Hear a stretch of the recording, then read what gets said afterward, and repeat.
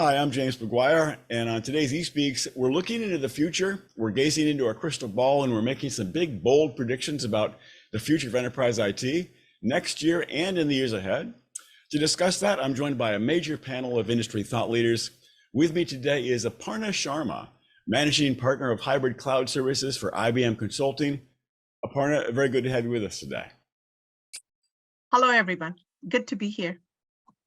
Also with me is Joe Levy, CTO, Chief Technical Officer at Sophos. Hello to you, Joe. Hello, happy to join you all. Grace Liu is a Senior Vice President of IT at Seagate Technology. Hello to you, Grace. Hi, everyone. And rounding out our panel is Santhosh Rao, Senior Director of Product and Portfolio Strategy at Veritas. Hello to you, Santhosh. Hey, everyone. Good to be here. And Santhosh just has an interesting point. You're coming to us from Dubai today, right? I am, yes, on the other side of the pond, yes. I find that to be really fascinating. Since I'm here in the San Francisco Bay Area, you're in Dubai. I mean, we're all over the planet. There's nothing new about that. I just find that to be fascinating. Speaking of future technology, but I guess the future is here. All right, so before we look into the future, let's take a look at where we are now in 2022. There's a lot going on, trends, counter trends. So as you look at this year, what was a big theme that shaped the enterprise IT sector this year, 2022? Aparna, what do you say? I think the biggest themes, at least for me, was recognition across enterprises, across market sectors, that there's no one-size-fits-all approach to cloud. And the days of just relying on a single cloud or an on-prem strategy, long gone. So I think in 2022, it became clear hybrid cloud is real, it's here, it's the dominant approach. And so now that everybody's in on hybrid cloud, we're seeing the trend shifting towards, okay, fit for purpose, which applications go where, how do you modernize, what do you build new, and so on. Joe, what do you see? Is there a one-size-fits-all approach in your world? Absolutely. What's happening in 2022? There's an infinite number of ways to do things. There are a lot of patterns that emerge, and we tend to move in herds within the industry. There is safety in numbers, and hopefully there's also perfection in the time that we spend in pursuing these patterns.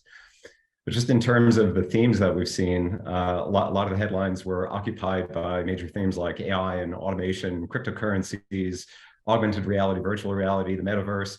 I think of all of those, AI and automation are really beginning to have some major real world consequences for us.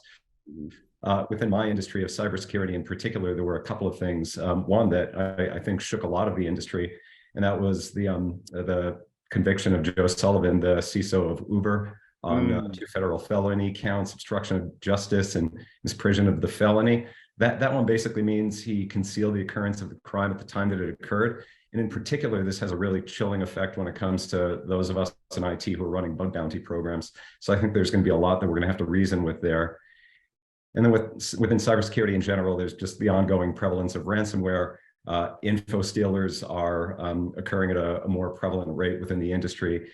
Phrases like identity is the new perimeter is really common. And there's another one that we're hearing a lot of lately. Nowadays, attackers don't break in, they log in. This basically means that they probably already have your credentials. And then implications for the way that we provide cyber insurance and other forms of risk mitigation to our organizations. So a lot happened, a lot to think of.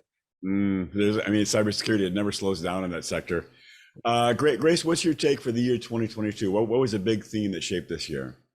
I think while everyone talks about multi-cloud, hybrid cloud, I think very few people talk about the challenges of managing and operating the cloud. So the promise of cloud was to simplify architecture, lower cost, be easy to deploy, be fast to deploy. So the promise has deviated quite a bit. And the response or how the enterprise IT adapted to this deviation is multi-cloud. But at the same time, as with many other things, when you have many options, then actually it further complicate things. So how do we seamlessly move workloads from one cloud to another? How do we address the egress cost? So it's really making things a lot more complex for enterprise IT. It does seem clear. Multi-cloud to me, I think the word multi-cloud, and I think that definitely the complexity is a piece of that. Santhosh, your take on the year 2022, what's a big theme for this year? Sure. Further double clicking on the cloud theme itself, I think this year is when a lot of CIOs and the executive team recognize that cloud is indeed expensive over a period of time. We saw a lot of enterprises, and we did some research internally, and we found that most large enterprises exceeded their annual, budgets for the cloud, back in August. So definitely concerns there. So we are seeing a lot of enterprises relook at their infrastructure. And most of these applications in the first wave of cloud migration were lifted and shifted from on-premise to the cloud. And it's very natural that it's going to be expensive. So I think this year and beyond, we'll see a lot of concentrated efforts in application re-architecture, re-platforming, and things like that. That's really the first trend for me. The other obviously was increased focus on automation as a result of that. Can you, turn off those VMs when you're not using them? Can you scale up and down using, the elastic nature of the cloud? That's something that I think more enterprises are paying attention to.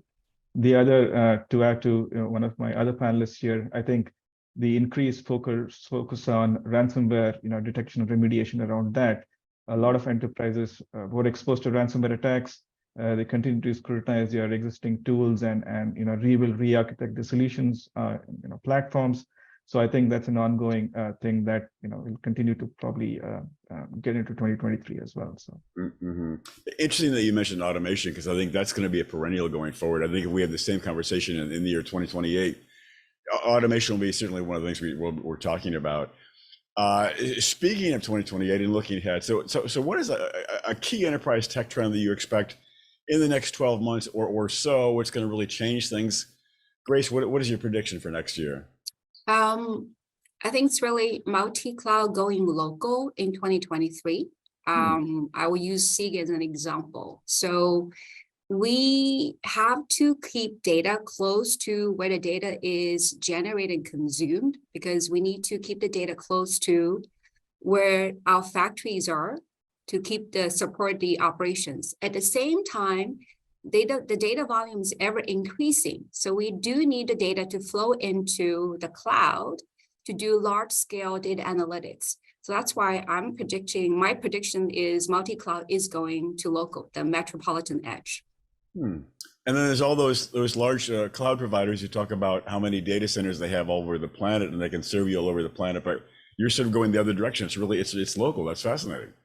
Yeah, I think it's a balance between local enough to support on-prem operations, but cloud enough to give us the ability to do integrated supply chain, holistic, large-scale data analytics. I think that's the answer to our problem. Santhosh, what do you see for next year? What's going to be big in 2023? So I think a couple of things, and again, following on the cloud, theme here. I expect that a lot of enterprises will seriously consider application replatforming of applications that were on-premise and migrated to the cloud in a lift and shift pattern. So we'll see a lot of vendors also and MSPs sort of support that initiative and help the organizations out. And the promise being, as applications become more serverless in nature and more containerized, you eventually lower the TCOs.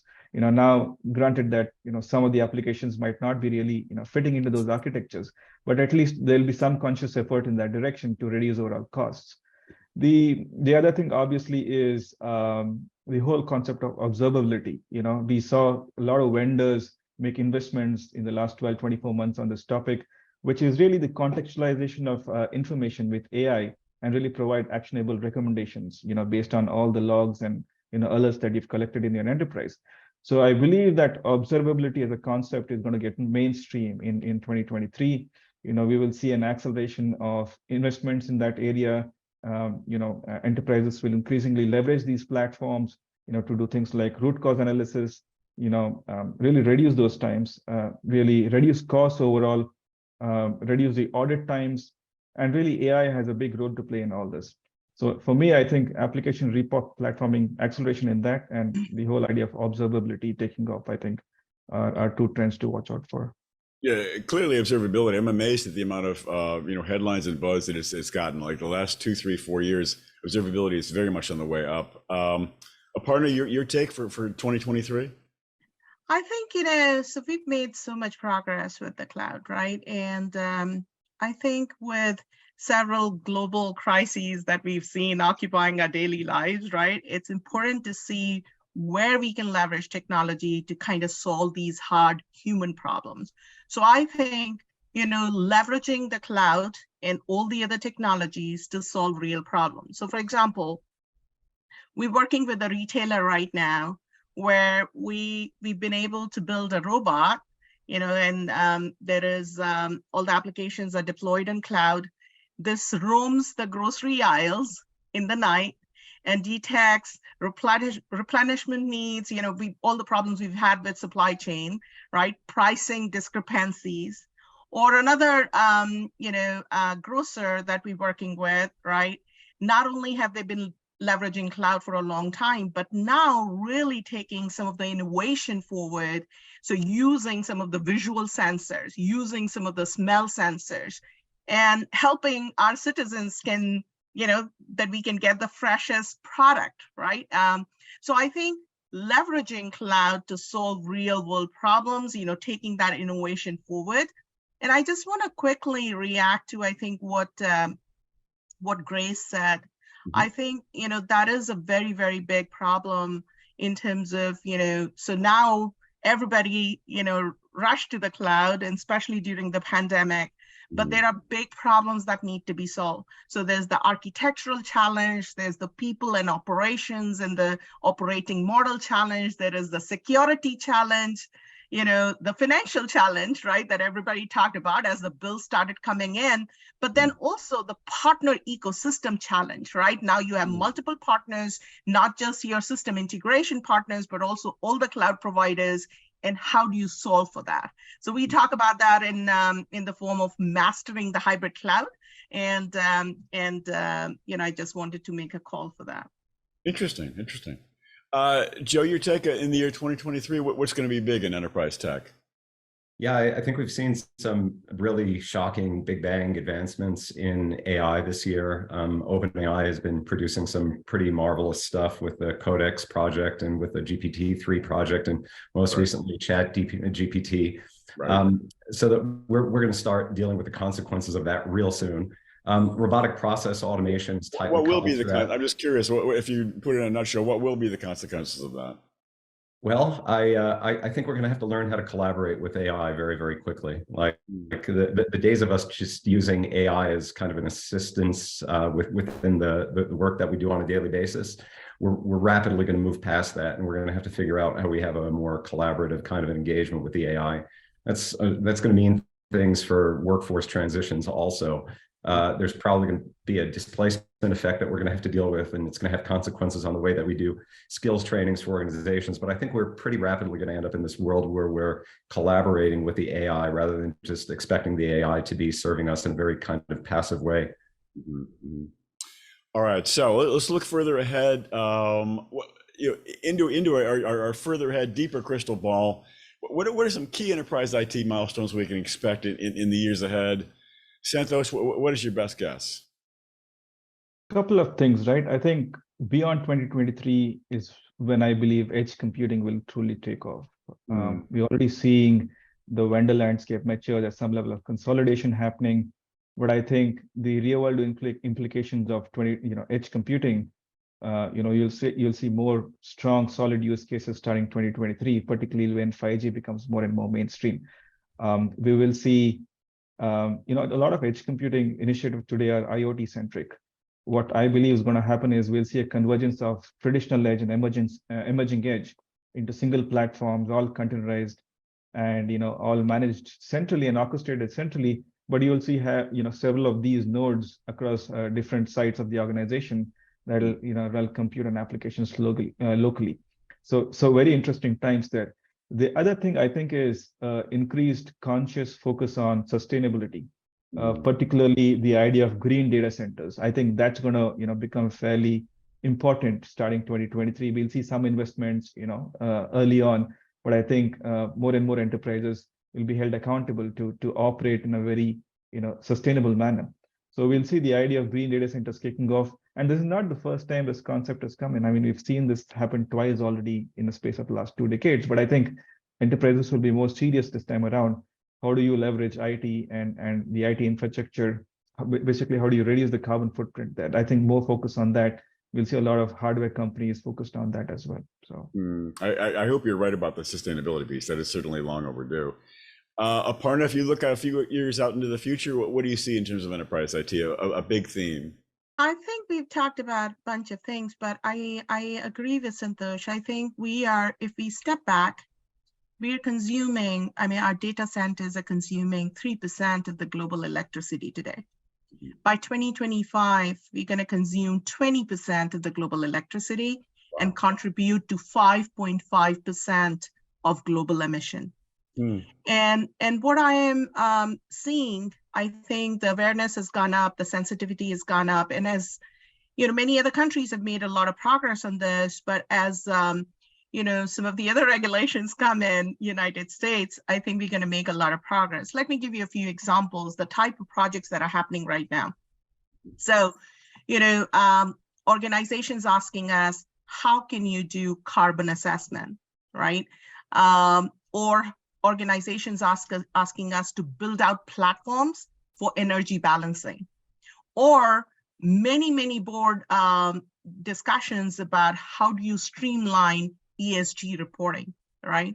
And now we made a lot of progress in terms of, so how do you do green architecture? How do you do green design? And what are the various patterns and, through which you minimize this? So I'm hoping and I'm seeing that this will become real and more pervasive.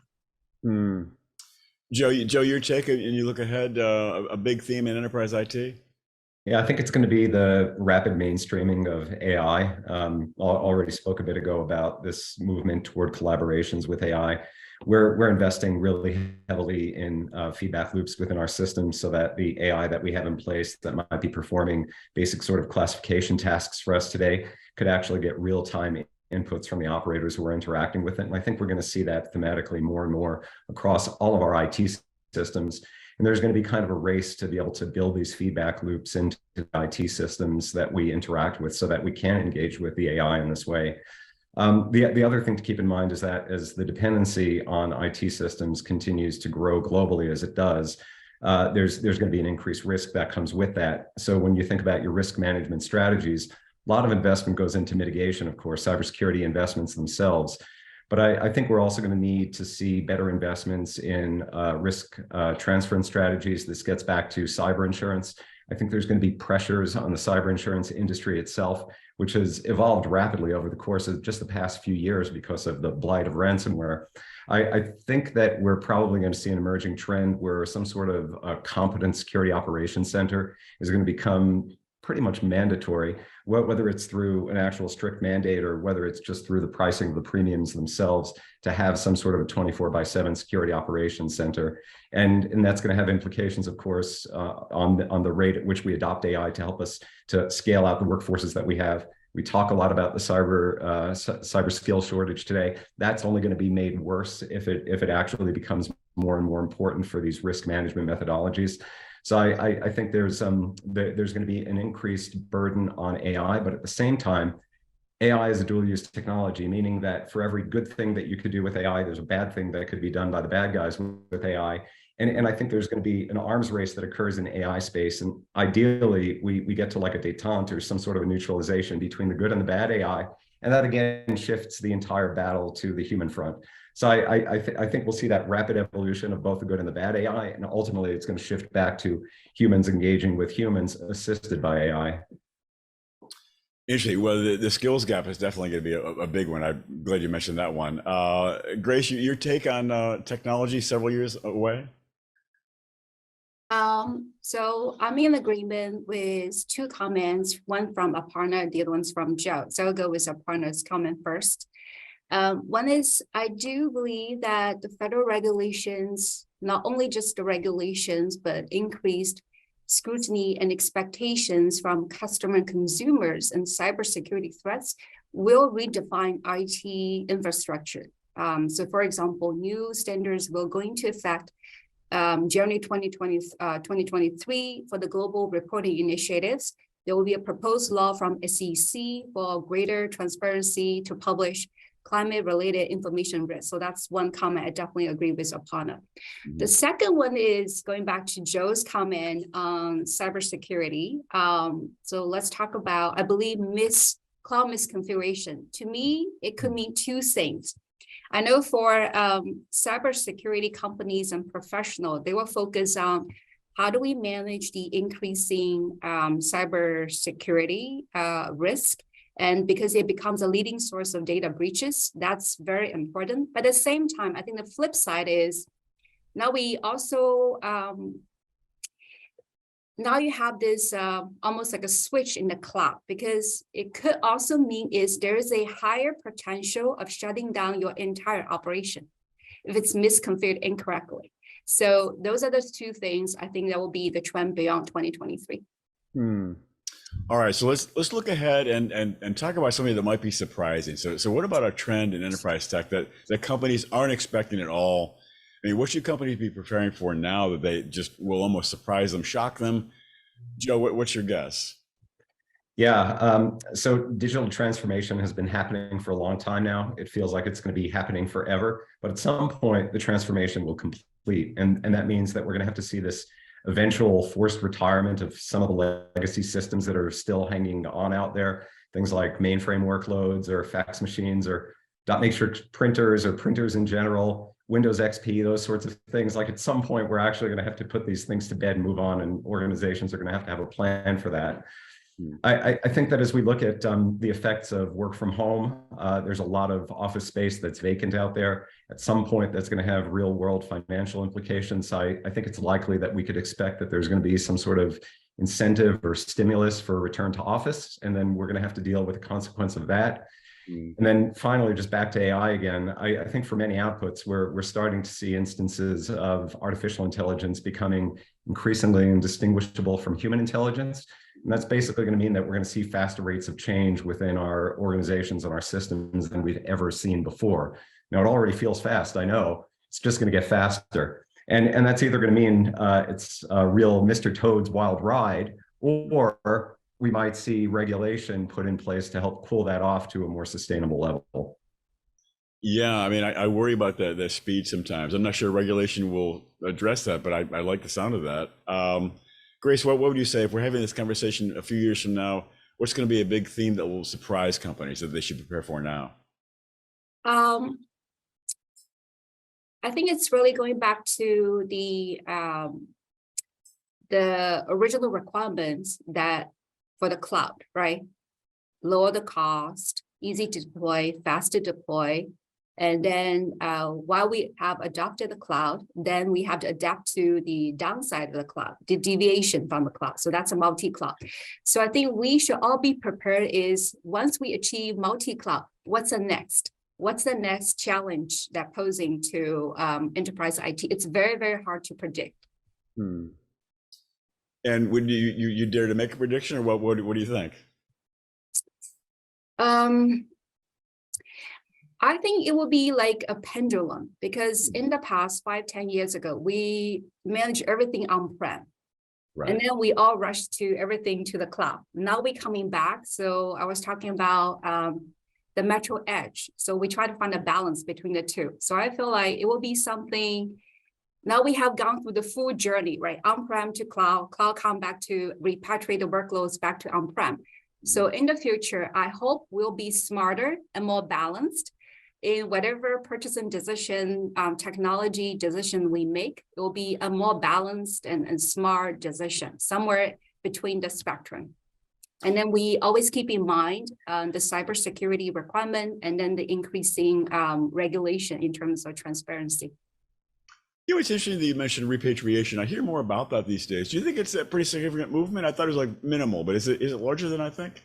I will go back to it always. I will always say it depends. It really depends, right? There are workloads you have to repatriate. You can repatriate.